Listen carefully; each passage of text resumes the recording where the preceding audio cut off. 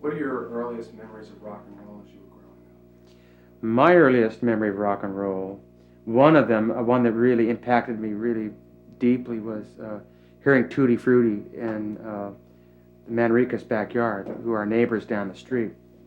And I was, I think, maybe 7 or 8 years old, and I remember this incredible feeling of this excitement in my body, and it was just a real emotional experience. I didn't really know what it was that was going on. I was just kind of came on to this real heightened awareness type of thing, which was uh, really blew my mind. What, were, who was the most influence on you, as you grew up? Chuck Berry definitely had the biggest influence on my learning to play the guitar, and I think maybe Elvis Presley also, because he was certainly the most glamorous rock star we had. And I know a lot of kids at the time, uh, perhaps not a lot, but in my neighborhood anyway, were embarrassed to say that they loved Elvis, and I wasn't. I loved Elvis Presley, and wasn't afraid to admit it. At that time. Um, as young kids, what kind of music were you brought up on? Well, we had a great variety of music. We had a couple pianos in the house most of the time. We had 3 pianos at one time, and we also had jukeboxes through the years, and so we had just a really large cross section of music, and we used to sing a lot as a family. And then when Brian started to develop as a composer and a music arranger, also we would sing his arrangements. And I remember it was my mom making me sing. Brian said, "Mom, make Carl sing." And I was really young, about 8 or 9 years old, something like that. So we just always, there was a lot of music in the house all the time. It's hard for me to remember. I know rhythm and blues, as it was called then, was something we really loved a lot. And but there was just a lot of music in the house. Chuck Berry records were really the biggest thing. And also Brian was very much into a group called the Four Freshmen, and the type of harmony that they sang really appealed to his sense of music. And so that's was the main influence in the Beach Boys sound. Did your parents actually bring like rhythm and blues or Chuck Berry records in, or was that just? No, that was Morris. My dad did actually. My dad was a songwriter, and he had a sort of a minor R&B hit in 50 something. I don't remember the year. I was really young at the time. Uh,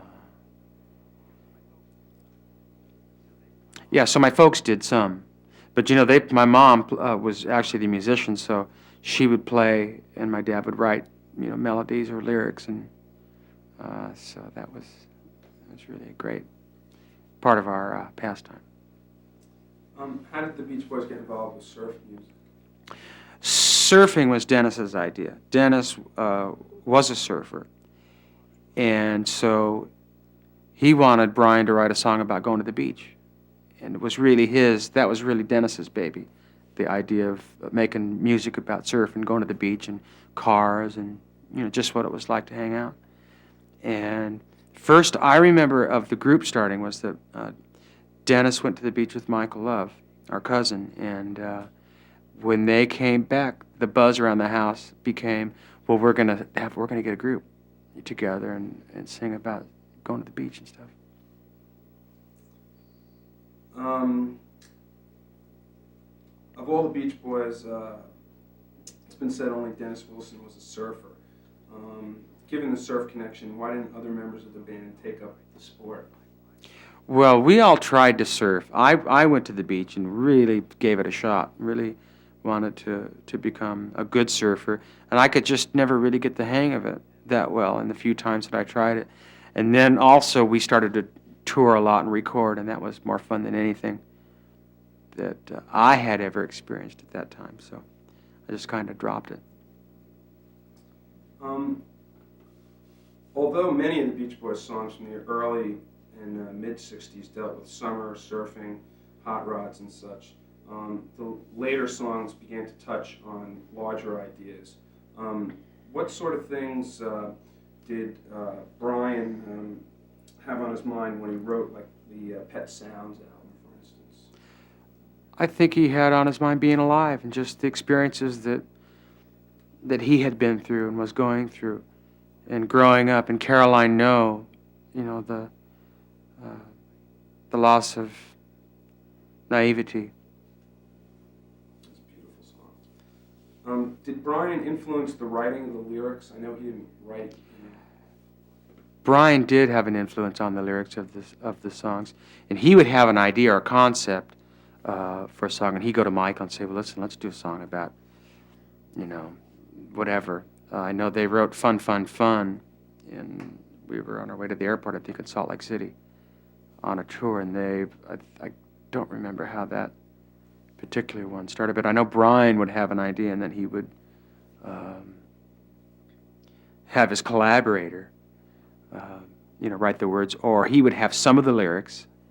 I know Brian did the whole, did the lyrics, and, well, actually, Surfing USA, for instance, is a rearrangement, really, of Sweet Little 16. And, but most of the time, Brian would handle the musical end of it and the arranging. Brian would write a record more than he would write a song and then go and have it recorded. So it was sort of it was a transition, we came on to production during the Beach Boys' heyday.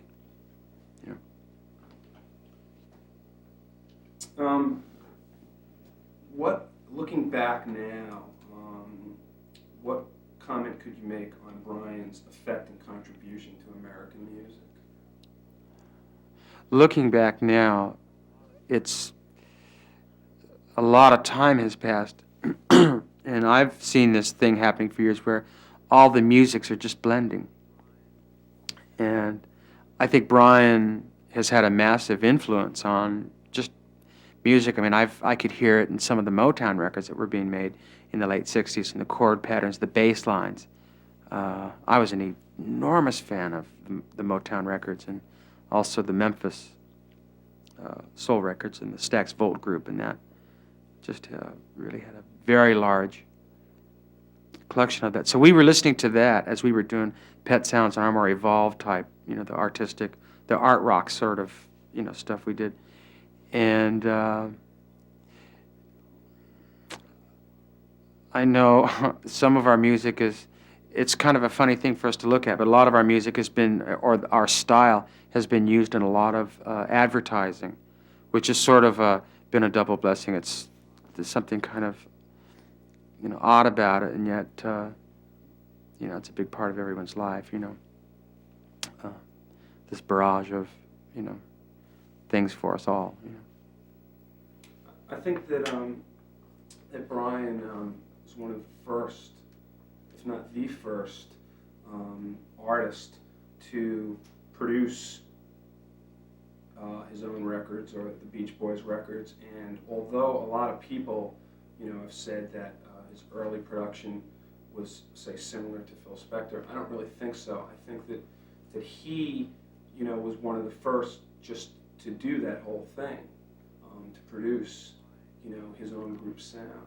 Brian was definitely the first artist to produce his own records, and that was a big step at that time. Capitol Records really resisted it, and they weren't certain that he'd be able to really deliver.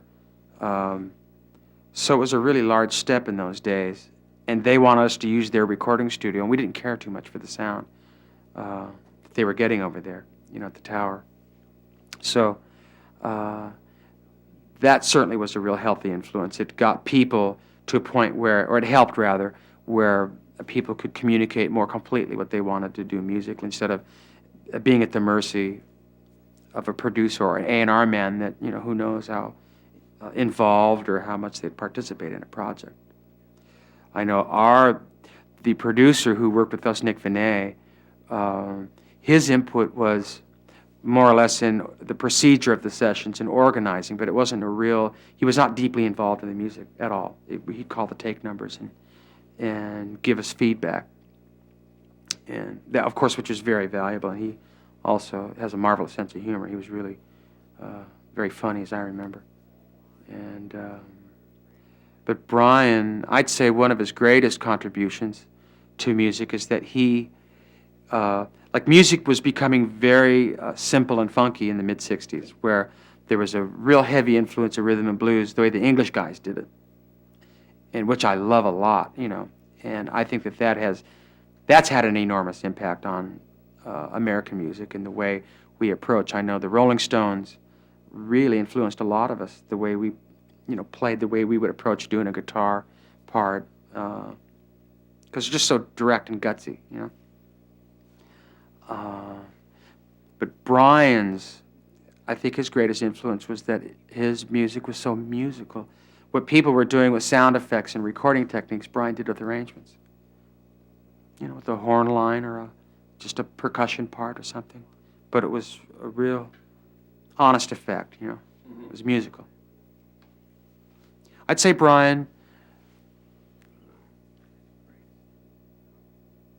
the greatest single contribution by Brian musically is the integrity of his work. It was just really very complete. Let me see here. In the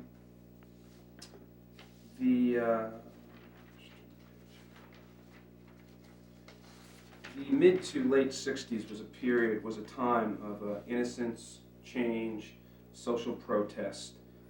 What are your memories of that period? Well, my memory of that period was we were all starting families, and it was a really very lovely time for some of us personally. There were a few years there where the Beach Boys didn't do very much, and the group wasn't really real hot for a while, and that was a really nice time. The Beach Boys, towards the end of the '60s, started sort of changing your music and becoming more serious. And I remember seeing you perform at Carnegie Hall, I think it was in '71 or so, and it was a great concert. It was just the band had evolved musically and could play live creatively. And I remember a record that came out at that time, which was the Surf's Up album, had a few songs on it. One in particular was Student Demonstration Time. Could you comment on that? Well, Student Demonstration Time, of course, was Michael's thing. The tune really went to a song called Riot in Cell Block Number 9, which is an old R&B record that we all adored. You know, that and Smokey Joe's Cafe and some of those great Crows records were just really a good deal of fun. And that actually was also another influence on the Beach Boys singing style, was the black groups, the doo-wop, but the real funky R&B groups. So, you know, that was just a tune that we'd always loved, and Michael just managed to bring that tune present by applying it to just really what was taking place. He lived still has a place in Santa Barbara, California, right up there near Isla Vista. And that was a really fantastic time. You know, the awakening of, you know, consciousness by everybody as a society and not wanting to let the status quo go on just because it's a status quo, because there was a lot of crap in it. Do you think that pop music in that period had the power to evoke social change? Yeah, I think so. I think that rock music in the '60s was extremely powerful. It stood the world on its ear. And I think that it's possible that it could have had more of an effect, and rather, I think it could have had more of an effect on change. But I think it was a thing where there was not enough unity of consciousness at that time. I think that's probably because a lot of the people that were involved in it were just kids. Yeah, due to the age and the economic standing, not really having the power to bring about change. There were two songs that you wrote on that same Surf's Up album. One was Feel Flows, and the other one was Long Hard Road. Long Promised Long Road. Promise Road. Could you comment on those songs and what? Sure. Long Promised Road was the first song I ever wrote, and I had thought, a few years before, well, I feel like I might want to be writing a song, but I didn't want to push it. I just wanted to let it be real pure inspiration thing, because for us, recording was church. It was just really a thing where you really wanted to be able to create from, inside yourself. And so it was just really great experience to just let my hands fall on the keys where they did, and that was just kind of the way it happened, and I would just hum a melody, and that's the way I did it.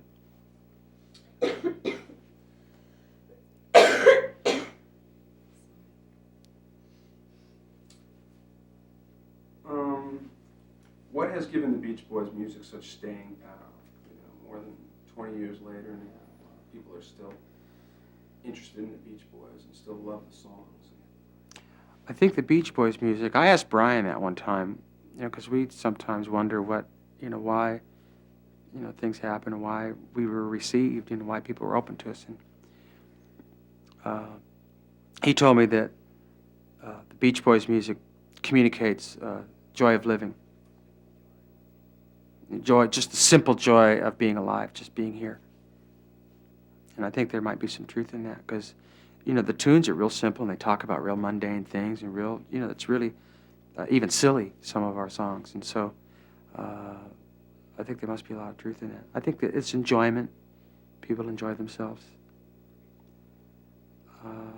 Our music is real simple. You've done several 4th of July shows in Washington, D.C., and there was one in New Jersey on the beach.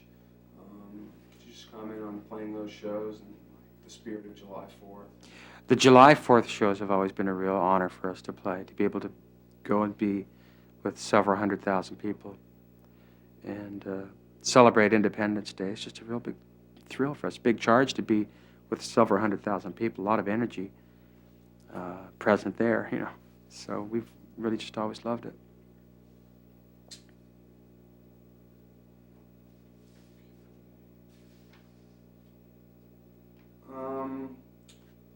If you would, could you just associate the following artists with their relevance in the history of American music, and perhaps give us your personal views on them? Bob Dylan. Bob Dylan had a profound influence on the quality of lyrics and of poetry. Just real wonderful contribution. Really great. I loved his albums a lot. And I was really impacted by The Times They Are Changing the first time I heard that, really. I just thought, this is just absolutely amazing. It was so brilliant, the idea of, in popular music, being able to get across an idea like that was so real and so applied to our lives. It was so perfect. How about John Fogerty? John Fogerty made some really good records. They had a real nice, funky thing, the way they did their...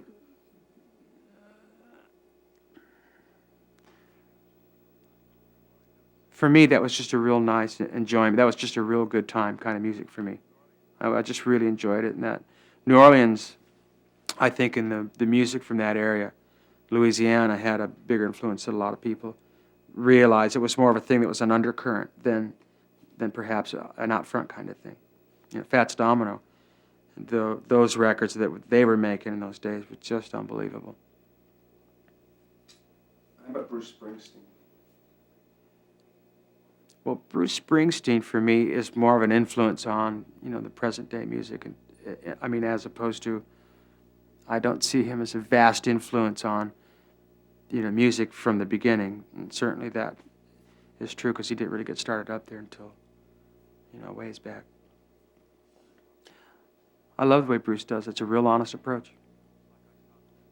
And I think that it's like I saw this with Dennis a lot, like where some guys, their chops are whatever they are, but there's such a human warmth that comes through, and somebody who may be blessed with, an incredible sounding voice may not really be putting as much into it as somebody who's singing their heart out.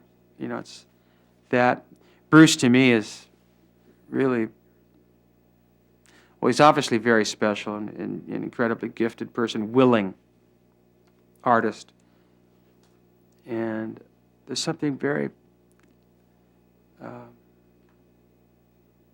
don't know what the right word is to put on it. It's not boy next door or guy. It's just he's like a real American singer to me. What are your current musical activities? What are you doing? Well, I was just in Nashville demoing some tunes that I've been writing with Robert White Johnson. And Beach Boys have been recording. We re-recorded the Mamas and Papas song, California Dreamin'. And have a pretty nice record on that. And it's our 25th anniversary this year. So Capitol Records is releasing a 25th anniversary album. And we've also recorded a song called Rock and Roll to the Rescue that was written by Terry Melcher and Michael, and I think Brian helped out on that one also. So we have a bit more time before we start touring, so I'm not sure what the wrap-up's going to be recording-wise. But we're looking forward to having a nice year. We're going to celebrate a little bit.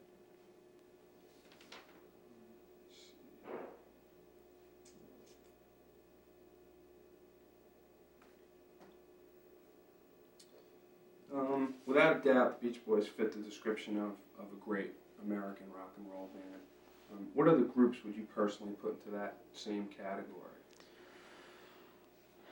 A great American rock and roll band?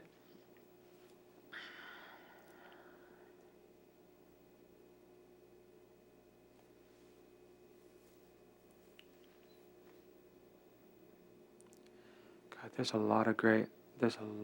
I mean, I can't even think of one, specific, or a couple, 3 groups or artists.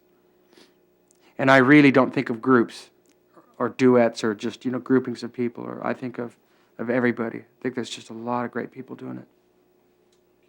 And it's really difficult. I mean, I really don't know how to answer that one.